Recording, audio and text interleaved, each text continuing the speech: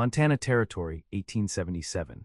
The golden light of sunset painted the rolling hills of the Bitterroot Valley as Kade Sutherland guided his horse along the fence line of the Diamond S Ranch. At 25 years old, he was already the envy of every man for 50 miles. His 2,000 acres of prime grazing land, thriving cattle operation, and handsome features had earned him both respect and resentment throughout the territory.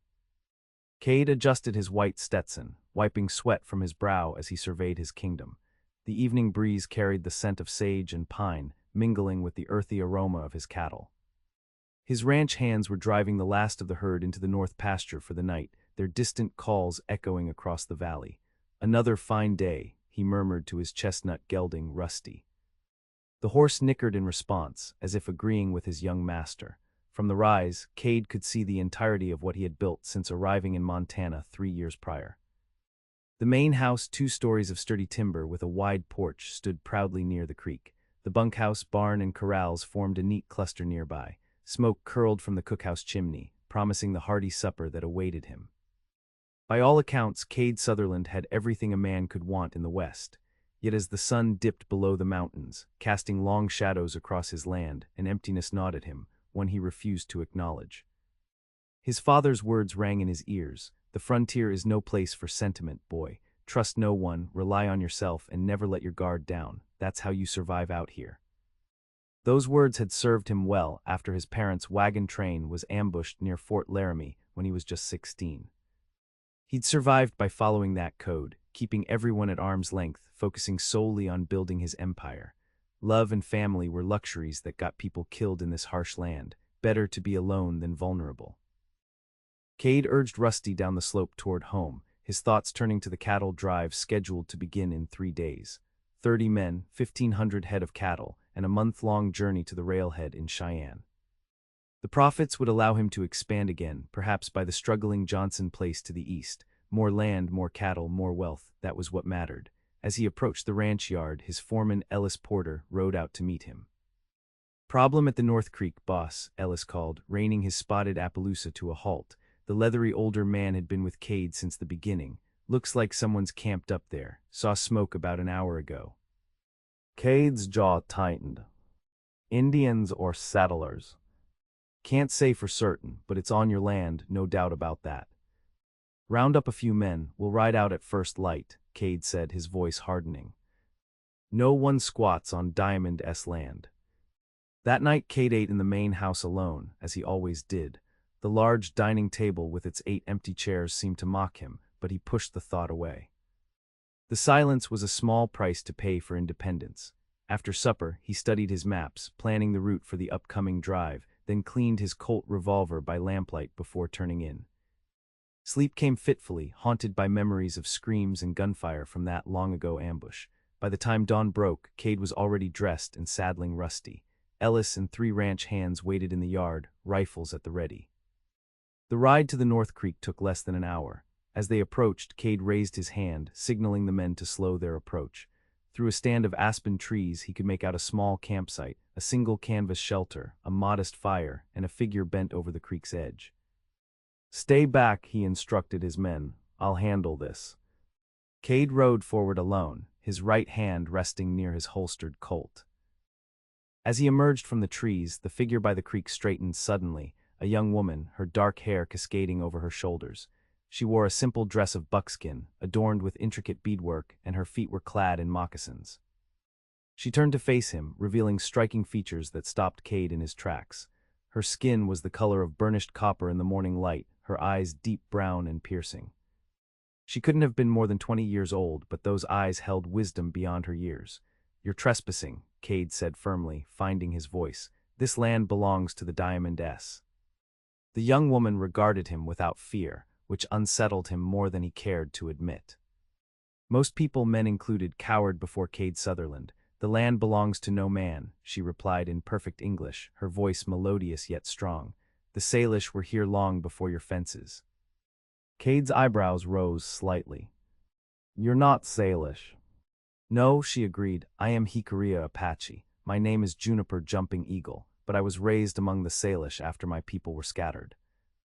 "Doesn't matter who you are, Miss Jumping Eagle. This creek is Diamond S property, and you need to move along. Juniper held his gaze, unwavering. I am traveling north to visit my Salish family. I stopped only to rest and gather medicinal plants that grow here. She gestured to several bundles of herbs drying near her shelter. I will be gone tomorrow. Something about her calm dignity made Kade hesitate. The smart move would be to force her off immediately. That's what his father would have done, but instead he found himself nodding. One night, he said. Then I expect you gone by noon tomorrow. Thank you for your generosity, she replied, the slightest hint of sarcasm in her tone. Kade tipped his hat curtly and turned Rusty back toward his men. As he rode away, he could feel her eyes on his back, and something unfamiliar stirred within him, a sense that, despite his 2,000 acres and 1,500 head of cattle, this woman possessed something he did not. The sensation troubled him all the way back to the ranch. That evening, as thunderclouds gathered over the mountains, Kade found himself drawn back to the North Creek. He told himself he was merely ensuring the trespasser was preparing to leave, but deep down, he knew it was more than that. The storm broke just as he reached the creek. Rain poured in sheets and lightning split the sky. To his surprise, he found Juniper struggling to secure her shelter against the gale. Without thinking, he dismounted and rushed to help, grabbing the flapping canvas. Hold this side, he shouted over the storm's roar. Together, they battled the elements, securing the shelter with additional stakes. Once it was stable, they ducked inside, both soaking wet and breathing hard. That was unexpected, Juniper said, pushing wet hair from her face. In the dim light of her small oil lamp, her eyes seemed to glimmer. Why did you come back? Kade removed his dripping hat, suddenly aware of how close they were in the small space. I wanted to make sure you were leaving tomorrow as agreed. She raised an eyebrow. Is that the only reason? Yes, he said too quickly, then looked away. The storm will likely wash out the creek crossing. It would be dangerous for you to travel tomorrow. So you're extending my welcome. A small smile played at her lips. Until the crossing is safe, he conceded, unsure why he was being so accommodating, but no longer. Outside, the storm raged, making conversation difficult. Juniper busied herself wringing water from her hair, then offered Kade a small cup of steaming liquid.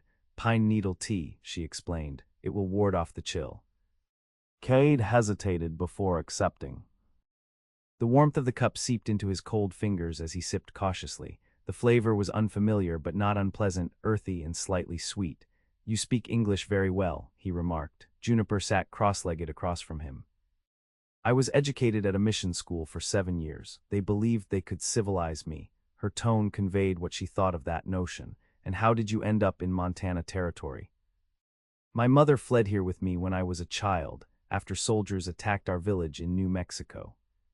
She found refuge with the Salish, who took us in. When she died 3 winters ago, I traveled south to find any remaining family in Apache territory. Her voice grew soft. I found only graves and scattered survivors on reservations. Now I return to the only other home I've known. The simplicity with which she spoke of such tragedy struck Kade deeply. He thought of his own losses, how he had responded by building walls and acquiring possessions. I'm sorry about your mother, he said, surprised by his own sincerity. Juniper studied him, her gaze penetrating. You have known loss as well. I see it in your eyes. Kade shifted uncomfortably. Everyone out here has lost something. True, but not everyone chooses to be alone because of it. Her words hit too close to home. Kade stood abruptly, nearly hitting his head on the low ceiling. The rain is letting up. I should head back before my men come looking for me. Juniper made no move to stop him. Thank you for your help with the shelter, Mr. Sutherland. He paused at the entrance. Kade, he said, my name is Kade. The next morning dawned clear and bright, but as Kade had predicted, the creek had swollen to twice its normal size, making the crossing treacherous. When he rode out to check, telling himself it was routine, not concern for Juniper, he found her calmly gathering more herbs along the bank. The water will recede by tomorrow, she said without looking up as he approached. I will be on my way then. Kade dismounted, watching her skilled hands sorting plants. What are those for? This one, she held up a flowering plant, stops bleeding and fights infection. This one eases pain, she indicated another. Knowledge passed down through generations. You're a healer. Juniper nodded, among other things. Something in her tone made him curious. What other things? She stood brushing dirt from her buckskin dress. I was training to be a medicine woman before the soldiers came. Now I practice what I can remember and what the Salish have taught me. Kade's gaze fell on a long scar on her forearm. Did you heal that yourself? Juniper's fingers brushed the old wound. Some marks remain no matter how skilled the healer. Her eyes met his. You carry scars too, though they may not be visible. Again her perception unsettled him. My cattle drive leaves in 2 days, he said, changing the subject. 1,500 head to Cheyenne. A long journey. I've done it before. Juniper tied her bundle of herbs with a leather cord. Then perhaps you would not mind company as far as the Salish lands. It would be safer than traveling alone. The request caught Kade off guard. Women didn't accompany cattle drives, it wasn't done. Yet before he could formulate a refusal, he heard himself saying, my cook might appreciate the help. Juniper's smile was like sunrise breaking over the mountains. I am a poor cook but a good healer. Men get injured on long drives. That they do, Kade admitted, thinking of past accidents, falls from horses, goring by cattle, fever from infected wounds. But my men might not take kindly to an Indian woman joining us. Your men will follow your lead, she said simply. And I suspect they value their lives more than their prejudices when bleeding in the wilderness. Kade couldn't help but chuckle. You make a fair point. He mounted Rusty, still uncertain why he was agreeing to this. Come to the ranch tomorrow, we'll see what the cook says. As he rode away, Kade realized he was smiling, something he rarely did these days. Old Pete, the trail cook, was predictably outraged at first. A woman. An Indian woman on a cattle drive. Have you lost your mind, boss? The grizzled cook waved his wooden spoon like a weapon. She's a healer, Kade explained calmly. Could save your hide if you chop off a finger making those terrible biscuits of yours. The other men gathered around laughed, but Ellis looked concerned. Boss, no disrespect, but a woman on the drive could be distracting. Any man who gets distracted from his duties answers to me, Kade said firmly. She travels with us as far as the Salish territory, then we continue to Cheyenne. That's final. Later, as Kade walked Juniper to the bunkhouse where a private corner had been sectioned off for her, Ellis fell in step beside them. Ma'am, he said, tipping his hat to Juniper, I apologize if I seemed unwelcoming. It's just unusual, is all. Juniper regarded him warmly. Many good things begin as unusual, Mr. Porter. Ellis smiled despite himself. Just Ellis, ma'am. That night Kade lay awake in his big empty house, wondering what had possessed him to invite Juniper on the drive. It complicated things, created potential problems, yet the thought of having her along stirred something he hadn't felt in years, anticipation. You're being a fool, he muttered to the darkness. But for once he wasn't convinced of his own words. The cattle drive began at dawn 2 days later. 1,500 longhorns bellowed and kicked up dust as the drovers urged them north. Kade rode at the front, scanning the horizon, while Juniper traveled in the chuck wagon with old Pete, who had grudgingly accepted her presence. By the 3rd day, the old cook was singing a different tune. Juniper had proven herself useful, not only with her knowledge of medicinal plants, but with her willingness to work. She rose before dawn to help prepare breakfast, learned quickly how to manage the wagon on rough terrain, and never complained about the long hours or hard conditions.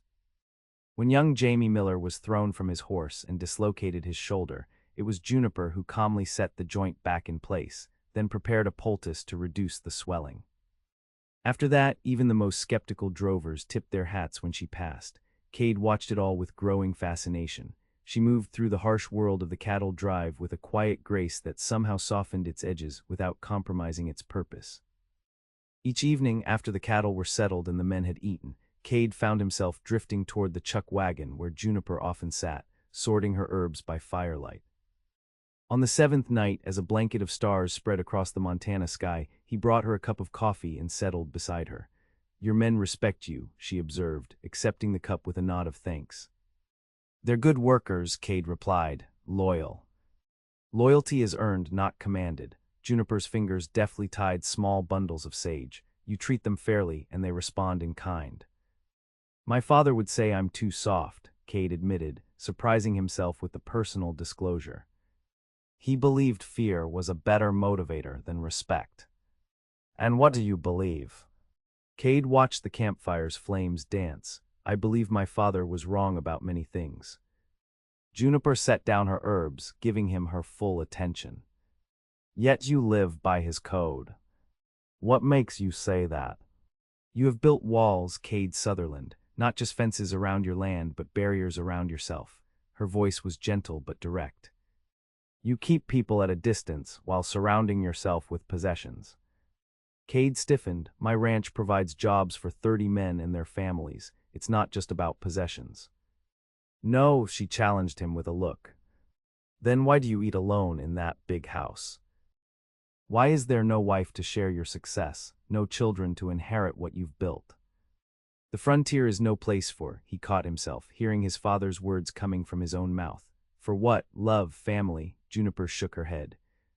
My people lived on the frontier for generations. We loved, we married, we had children. Yes, there was danger, but we faced it together. She leaned closer. Isolation is not protection, Kade. It is merely another form of death. Her words struck him like a physical blow. No one had spoken to him so directly in years, perhaps ever. He should have been angry, but instead found himself strangely relieved, as if a truth he had long denied had finally been spoken aloud. Before he could respond, a commotion erupted from the cattle. Both of them turned to see the herd growing restless, some animals already on their feet. Something spooking them, Kade said, jumping up. In the distance, a flash of lightning illuminated gathering clouds. Storms coming in. We need to keep them from stampeding. The next hours were chaos as rain poured down and thunder crashed overhead. The men worked desperately to keep the frightened cattle from bolting, riding the perimeter and singing low to calm the animals. Kade was everywhere at once, shouting orders and leading by example. To his amazement, Juniper joined the effort, not from horseback but moving among the cattle on foot. She sang in a language he didn't understand, Apache or Salish, he couldn't tell, but the melody seemed to soothe the animals near her. When lightning struck a tree at the edge of the camp, sending a branch crashing down, Kade watched in horror as it nearly hit 2 of his men. Without thinking, he spurred Rusty toward them, reaching the fallen limb just as another crack of lightning revealed a section of fence broken by the impact. The cattle, he shouted, seeing several longhorns already moving toward the opening. What happened next seemed to unfold in slow motion. Juniper appeared at the break, her buckskin dress plastered to her body by rain, her dark hair hanging in wet ropes down her back. She spread her arms and began to sing again, louder this time, her voice somehow carrying over the storm's fury. The lead steer, a massive animal with horns spanning 6 feet, slowed its approach, then stopped entirely, as if entranced by her song. The others behind it followed suit, creating a stillness in the midst of chaos. Kade and his men quickly repaired the fence while Juniper maintained her vigil. By the time dawn broke, revealing a landscape washed clean by the storm, not a single head of cattle had been lost. I've never seen anything like that, Ellis said, joining Kade as they watched Juniper finally return to the chuck wagon, exhaustion evident in her steps. That Apache girl has some kind of magic. Kade nodded, words failing him. What he had witnessed went beyond his understanding of the natural world, but more than her apparent ability to calm the cattle, it was Juniper's courage that had moved him, her willingness to place herself in danger to protect his herd, his livelihood. That afternoon, as the drive continued under clearing skies, Kade rode alongside the chuck wagon. Juniper sat beside old Pete, her eyes half closed with exhaustion. You should rest, Kade told her. You've earned it after last night. She offered a tired smile. I will rest when the day's journey is done. What you did with the cattle, he struggled to find the right words. I've never seen anything like it. My grandfather was known for his way with animals, she explained. The song is very old, passed down through generations. It reminds the 4-legged ones of the ancient harmony between us. Old Pete snorted. Sounds like hocus pocus to me. Call it what you will, Kade said. It saved our herd. He met Juniper's eyes. Thank you. As the drive continued northward, something shifted between them. Kade found himself seeking her company each evening, first with excuses about the drive or the men, then simply for the pleasure of their conversations. Juniper spoke of her people's history, of the Salish ways she had learned, of her dreams to combine traditional healing with the medicine she had studied at the mission school. In turn, Kade gradually revealed pieces of his own past, the ambush that had killed his parents, his years working ranch to ranch before saving enough to buy his first 100 acres, his determination to build something that would last. "But who will it last for?" Juniper asked one evening as they walked along a stream where the cattle had been watered. "A legacy requires heirs."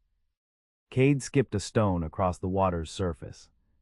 "I haven't given it much thought." "I think you have," she countered, "but the thought frightens you." He looked at her sharply. "I'm not afraid." Juniper's smile was knowing. "We are all afraid of something, Kade Sutherland." The brave acknowledged their fears rather than denying them. Before he could respond, Ellis rode up, his expression troubled. "Boss, riders coming in from the east, 6 men moving fast." Cade's hand moved instinctively to his pistol. "Round up the men, keep the herd moving." As Ellis rode off, Juniper touched Cade's arm. "Be careful, 6 against 1 are poor odds."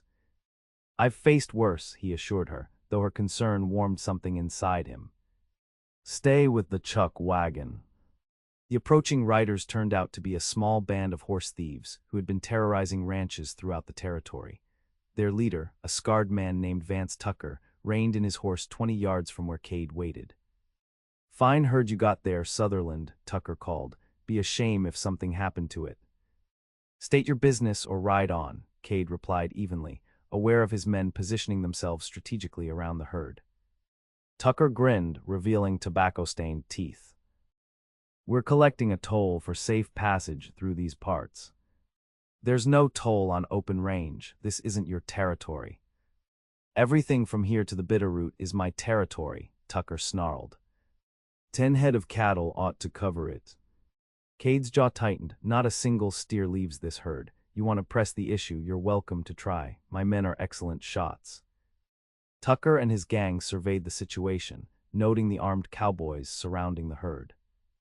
After a tense moment, the outlaw leader spat on the ground. "We'll be seeing you again, Sutherland, maybe when you're not so well prepared." His gaze shifted to the chuck wagon, where Juniper stood watching. "Pretty company you're keeping."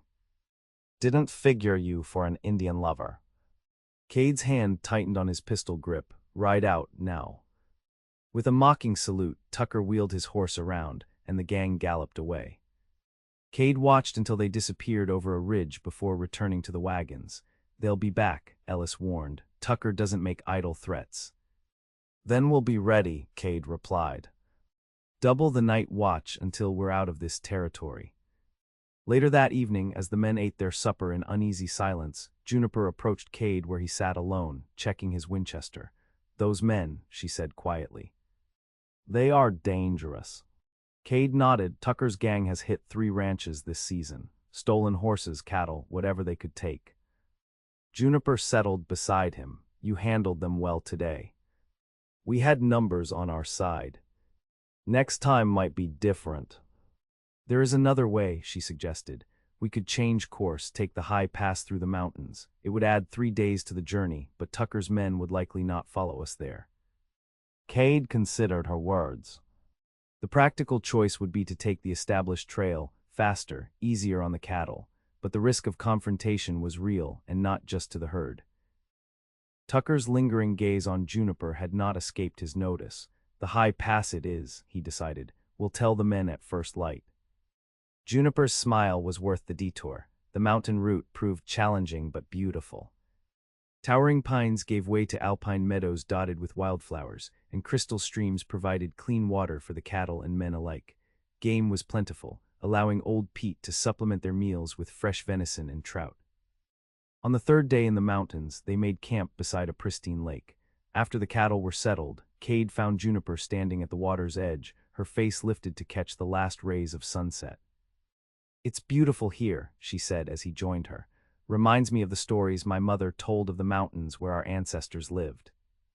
"Do you miss them, your ancestors' lands?" Juniper considered the question. "How can I miss what I have never known, but I carry their memory within me." She touched the intricate beadwork on her dress. "Each pattern tells a story of who we were, who we are." "And who will you be among the Salish?" She turned to face him fully.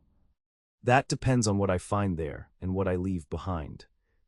Something in her tone made Cade's heart quicken. They stood close now, the dying sunlight painting her features in gold and crimson. Without conscious thought, he reached out to brush a strand of hair from her face. Juniper didn't pull away. "Kade," she whispered, his name like a prayer on her lips. The moment stretched between them, fragile and precious. Then from the camp, Ellis's voice called out, "Boss, you might want to see this." The spell broken, they turned back toward the camp. A rider was approaching, a single man on a lathered horse. As they drew closer, Kade recognized Jamie Miller's younger brother, Matthew, one of the hands he had left behind to manage the ranch. "Mr. Sutherland," Matthew called, dismounting. "Been tracking you for 3 days." "What's happened?" Kade demanded, noting the exhaustion in the young man's face. "Tucker's gang hit the ranch 2 days after you left," Matthew reported grimly. "Burned the south pasture, drove off 30 head of cattle. Would have been worse, but the hands rallied quick." A cold fury settled in Cade's chest. "Anyone hurt?" Tom Wilkins took a bullet in the shoulder, Doc Merriweather seeing to him. Matthew hesitated. "There's more, boss. They left a message. Said they'd be waiting for you at Clearwater Junction. Said you wouldn't have so many men to hide behind next time." Ellis stepped forward. "Clearwater's the only way to the railhead from here." "Unless we continue north to Fort Benton," another hand suggested. "Could sell the herd there instead." Kade shook his head. "Prices are half at Fort Benton what they are in Cheyenne. This drive needs to turn a profit." He turned to Ellis. "How many men could we spare to return to the ranch?" 5, maybe 6. Not enough to face Tucker's gang if they've grown in number." Juniper had been listening quietly. Now she spoke. "There is another option. My Salish family's camp is 2 days' ride north of here. Their warriors would help if asked." The men exchanged uncomfortable glances. "Indians fighting our battles," old Pete grumbled. "That won't sit well with folks back home." "Better than getting yourself killed out of pride," Juniper countered sharply. Kade considered the options. Tucker's threat was real, and he owed his men better than to lead them into an ambush. Yet involving the Salish could create complications he couldn't foresee. "We'll split the difference," he decided. "Matthew, take 4 men and return to the ranch. Secure what's left, help the wounded. Ellis, you'll continue with the main herd toward Cheyenne, but take the long route through the eastern foothills. It'll add a week, but it avoids Clearwater." "And you, boss?" Ellis asked. Kade met Juniper's eyes. "I'll escort Miss Jumping Eagle to her people, then catch up with you before you reach the railhead." The solution satisfied no one completely, but all recognized its practicality. As the men dispersed to prepare for the morning's split, Juniper approached Kade. "You do not need to escort me," she said. "I know these mountains well." "Tucker's men are out there," he reminded her. "And after today, they have reason to target anyone associated with me. So you protect me out of obligation." Kade stepped closer. "Is that what you think?" For once, Juniper seemed uncertain. "I do not know what to think. You are difficult to read." "Coming from you, that's something," he said with a small smile. "You seem to read me like an open book most days." "Not today," her eyes searched his. "Why are you really coming with me, Kade Sutherland?" The question hung between them, demanding honesty he wasn't sure he was ready to give. But the events of the day had shaken something loose in him. The attack on his ranch, the threat to his men, the growing awareness that his carefully constructed world was more vulnerable than he'd believed. "Because when I'm with you," he said finally, "I feel like there might be more to life than what I've built, and I'm not ready to let that feeling go." Juniper's expression softened. She reached up to touch his face, her fingers gentle against his stubbled cheek. "Then we will travel together." The next morning the drive split as planned. Ellis led the main herd eastward, while Matthew and 4 others headed back toward the Diamond S. Kade and Juniper struck out north, following game trails through increasingly rugged terrain. They traveled light and fast, making good time despite the difficult path. By nightfall, they had covered nearly 20 miles. As they made camp in a sheltered hollow, Kade found himself more at ease than he'd been in years, despite the dangers that had driven them here. "You seem happy," Juniper observed as they sat by their small fire, sharing the last of the venison old Pete had prepared for their journey. "Do I?" Kade considered the notion. "I suppose I am. It's been a long time since I traveled with just one companion. And an Apache woman at that." He smiled, the most surprising companion I could have imagined when I started this drive. As darkness settled around them, they talked of simpler things, childhood memories, favorite seasons, the stars overhead that seemed close enough to touch. When Juniper shivered in the mountain chill, Cade unrolled his bedroll beside hers, offering his body's warmth without presumption. She accepted, nestling against him as naturally as if they had done this 100 times before. "Tell me about your dream," she murmured as sleep began to claim them both. "My dream."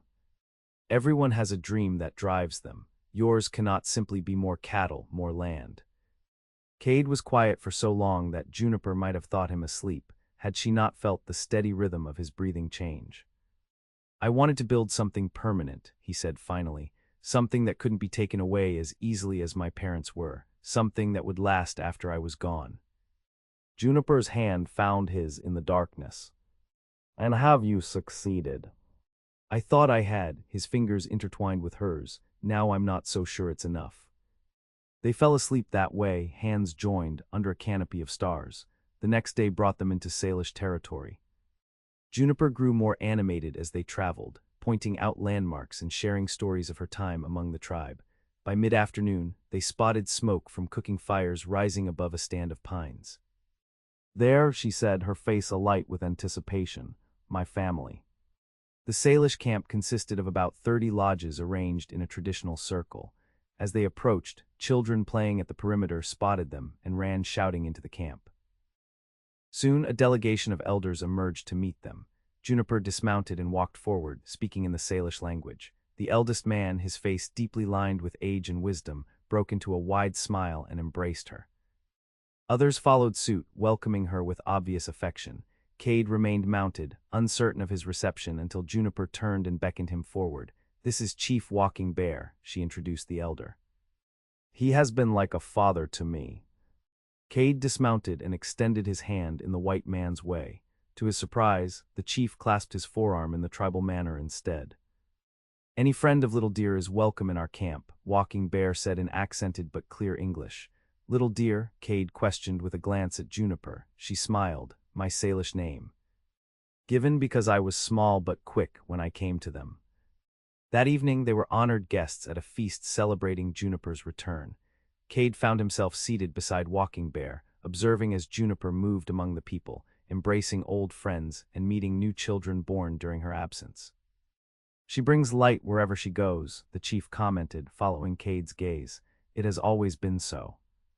"I can believe that," Cade replied honestly. Walking Bear studied him with shrewd eyes. "You care for Little Deer." It wasn't a question, and Cade didn't treat it as one. "She has helped me see things I was blind to before." The chief nodded sagely. "That is her gift. To see what is hidden even from ourselves." He passed Cade a pipe, the ceremonial offering of friendship. "But I wonder if you understand what you have found." Cade accepted the pipe, taking a careful draw before passing it back. "I'm beginning to." Later, as the celebration continued around the central fire, Juniper found a moment to join Cade where he sat slightly apart from the main gathering. "Are you comfortable?" she asked, settling beside him. She had changed into a new dress, clearly prepared for her by the women of the tribe, deep blue fabric with even more elaborate beadwork than her traveling clothes. "Very," he assured her. "Your people have been most welcoming. They can see that you respect their ways." She nodded toward where he had been speaking with Walking Bear. "The chief does not share his pipe with many white men." "I'm honored," Cade said sincerely. He hesitated, then added, "He called you Little Deer. It suits you." Juniper smiled. "My Apache name is different, Enjuni, meaning beautiful one. My mother was perhaps not objective in her choice." "I think she saw clearly," Cade said quietly. In the firelight he could see a blush rise to Juniper's cheeks. "You should be careful with such words. Among my people, to speak of beauty is to express intention." "What if that is my intention?" The directness of his response surprised them both. Juniper's eyes widened, searching his for any sign of jest or uncertainty. Finding none, she took a deep breath. "Then you should know that I am promised to return to the Salish people," she said. "My training as a healer was interrupted when I journeyed south. Now I must complete it." The revelation struck Cade like a physical blow. "You're staying here permanently." That was my plan when I began this journey. And now, Juniper looked away toward the celebrating tribe. Now I find my heart divided in a way I did not expect. Before Kade could respond, Walking Bear approached, accompanied by 3 young warriors. The chief's expression was grave. Riders approach from the south, he announced. Men with guns, my scouts count 8. Kade stood quickly. Tucker's gang, they must have followed our trail. He turned to Juniper. I need to leave, draw them away from your people. No, Walking Bear interjected firmly. You came in peace and as a friend of Little Deer. We will not send you into danger alone. The 3 warriors nodded their agreement, their faces set with determination. This isn't your fight, Kade protested. Any threat to our guests is our concern, the chief replied. Besides, these men trespass on Salish land without permission.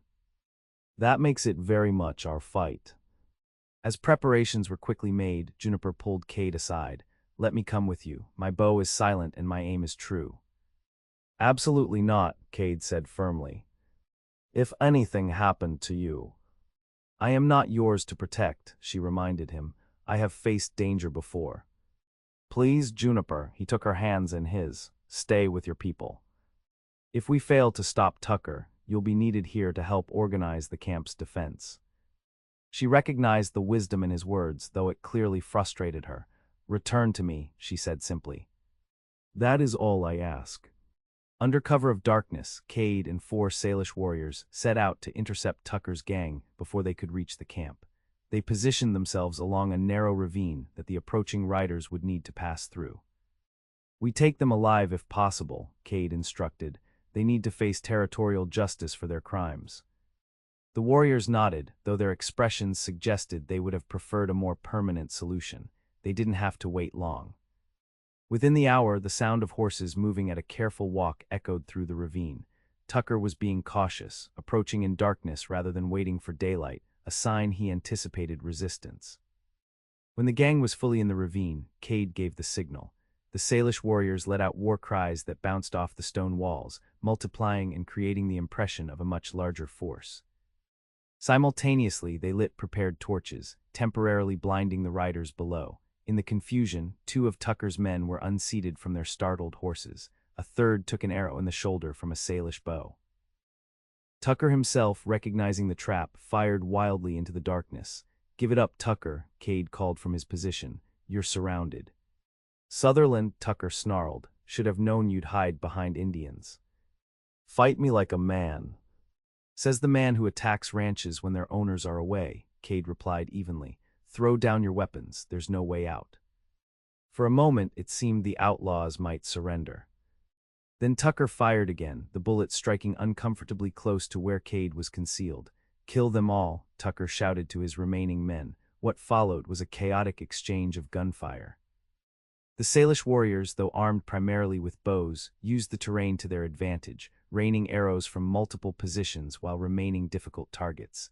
Kade moved from cover to cover, his Winchester picking off one outlaw, then another. Tucker, realizing his position was untenable, suddenly broke from the group, spurring his horse up a side trail that Kade hadn't noticed in the darkness. Without thinking, Kade pursued, leaving the warriors to deal with the remaining gang members. The chase led higher into the mountains, along treacherous paths barely visible in the starlight. Tucker's horse, pushed beyond its limits, finally stumbled on a loose stone. The outlaw barely managed to jump clear before the animal went down, screaming as it fell against the mountainside. Kade dismounted, approaching cautiously, his rifle ready. Tucker emerged from behind a boulder, his revolver aimed squarely at Kade's chest. End of the trail, Sutherland, he sneered. Seems that way, Kade agreed calmly, his own weapon steady. They faced each other in the moonlight, a classic Western standoff.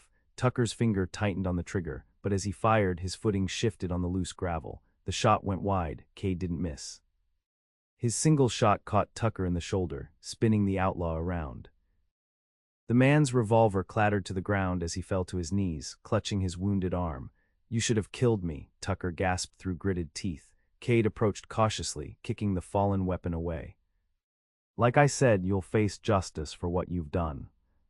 Using his bandana, he bound Tucker's wound and secured his hands.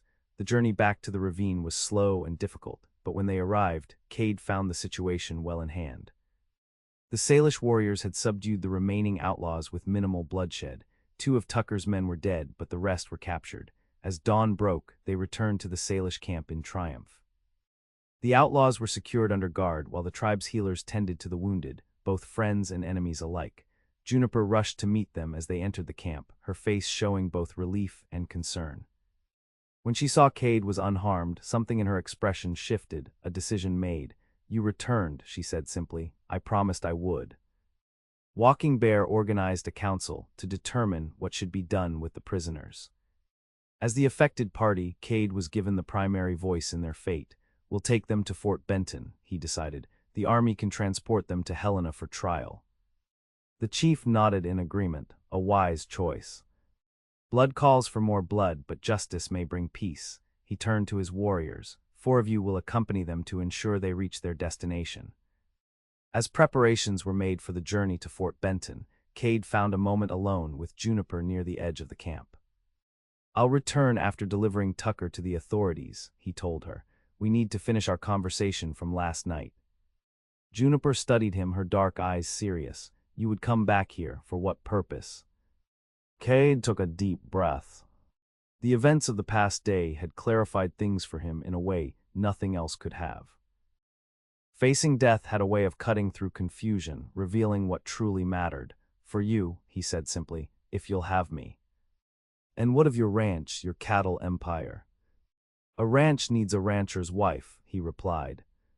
"And an empire is worthless without someone to share it with."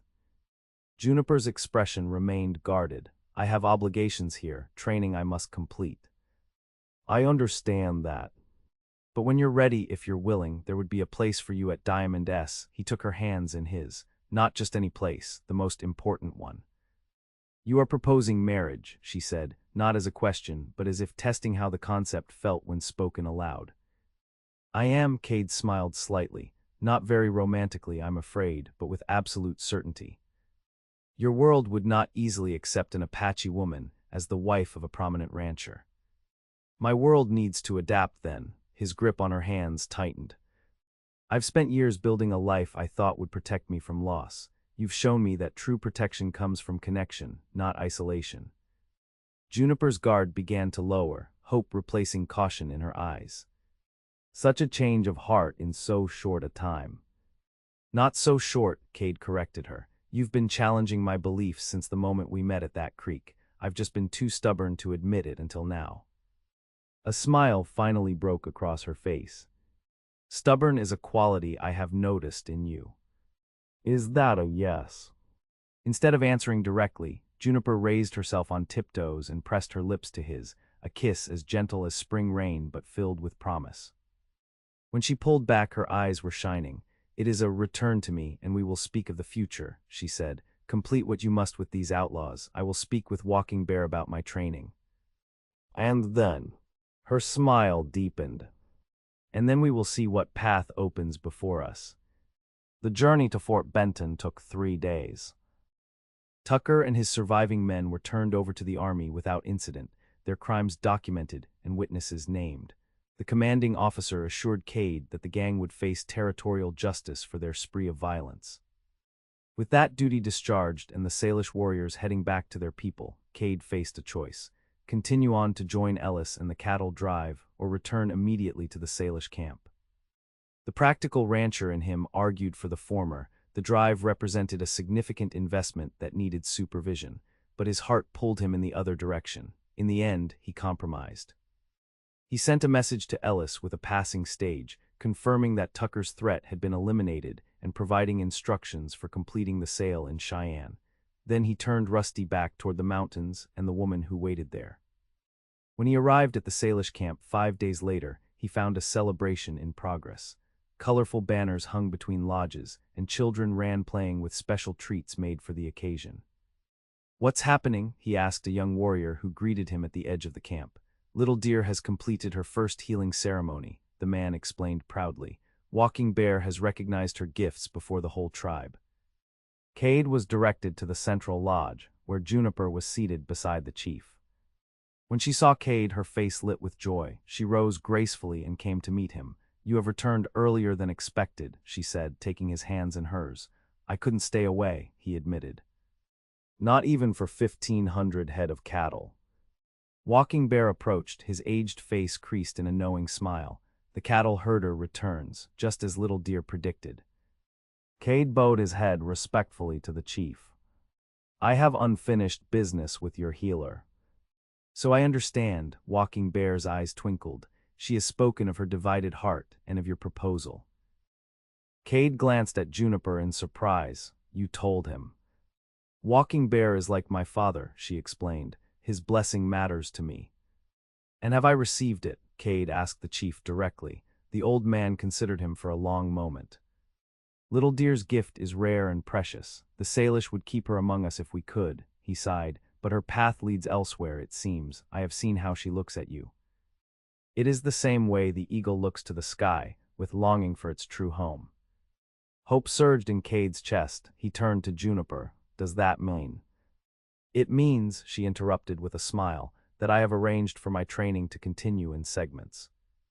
3 months here with the Salish each year to learn and to teach. The rest of my time, she took a deep breath, the rest would be spent with you if your offer still stands. If my offer still stands, Kade laughed in disbelief. Juniper, I would ride through fire to have you as my wife. He sobered slightly. But I need to know, is this truly what you want, not just to please me or to fulfill some obligation you feel? What I want, she said slowly, deliberately, is a life that honors all parts of who I am. The Apache daughter, the Salish healer, and the woman who has found love with a stubborn cattle rancher who had everything except what matters most. Kade drew her into his arms, uncaring of the eyes watching them. And what was that? What did I lack? Juniper's hands came up to frame his face, a heart that was not afraid to be vulnerable, a soul willing to connect rather than possess, a future built on love rather than fear. Her voice softened. All the things you have now. Their wedding took place the following spring. After the first calves were born on the Diamond S, it was a remarkable gathering. Salish elders in traditional dress, alongside Montana ranchers in their Sunday best. Walking Bear conducted a blessing ceremony at dawn, and Reverend Collins from Helena performed the legal marriage at midday. Juniper wore a gown that honored both her heritage and her new life, white buckskin adorned with beadwork in the Apache style, cut in a fashion that wouldn't look out of place in Helena's finest parlors. Kade, for his part, had never looked more handsome in his black suit and crisp white shirt, his usual Stetson replaced by a new hat for the occasion. The Diamond S itself had undergone a transformation. The main house now boasted curtains at the windows and a garden of medicinal herbs beside the kitchen. The dining room, once echoing with Kade's solitary meals, now regularly filled with conversation and laughter as Juniper invited the ranch hands and their families to share in celebrations. More significant were the changes less visible to the eye. Where Kade had once managed the ranch with efficient detachment, he now knew the names of his workers' children, listened to their concerns, and involved them in decisions that affected the ranch's future. The walls he had built around himself had fallen, replaced by genuine connection to the community he had helped create. 3 years later, as summer gave way to autumn, Kade stood on the porch of the main house, watching as Juniper walked from the garden with their daughter, Elena, toddling beside her. The little girl's copper skin glowed in the afternoon light, her dark curls bouncing with each determined step. At just over a year old, she was already showing her mother's determination and her father's curiosity. Ellis joined Kade on the porch, the foreman now gray at the temples but still sturdy as oak.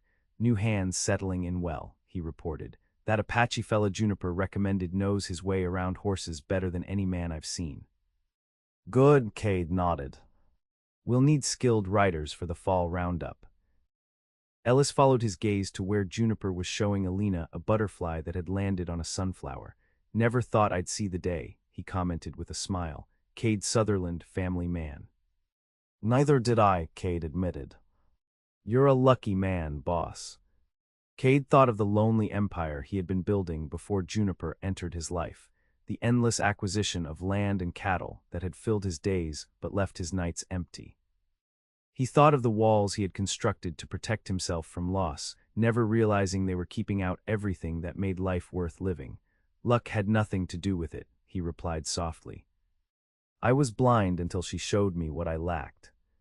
As if sensing his thoughts, Juniper looked up and smiled. the same smile that had first begun to melt his heart beside a campfire on a cattle drive that now seemed a lifetime ago. Alina followed her mother's gaze and, recognizing her father, broke into a stumbling run toward the porch. Kade stepped down to meet her, sweeping his daughter into his arms as Juniper approached. The three of them together, a family forged across cultures, beyond barriers, despite all odds, stood as living proof that the true wealth of the West had never been in land or cattle or gold. It had always been in the courage to love without reservation on the wild frontier of the heart.